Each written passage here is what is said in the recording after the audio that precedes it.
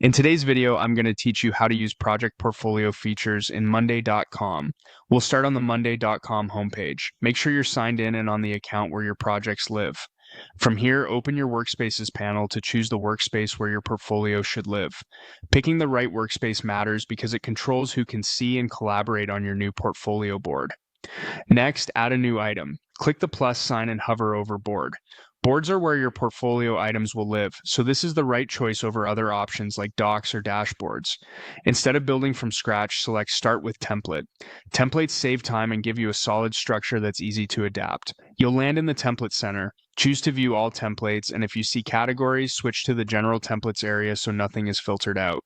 Use the search bar and type Project Portfolio. Look for the template named Project Portfolio Management. This template is designed to give you a high-level view of projects across your organization, complete with useful columns and example groups.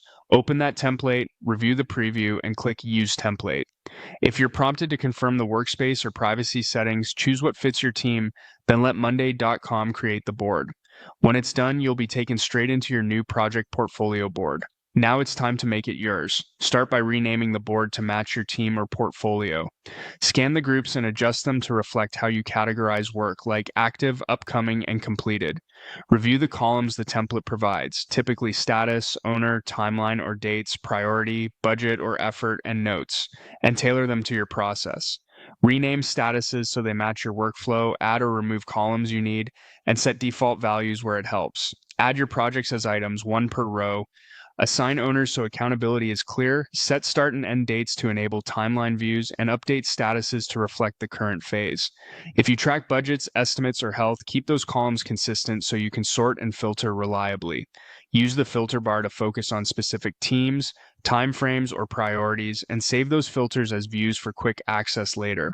As you update items, Monday.com will give you instant roll-ups and a clean, visual overview of progress.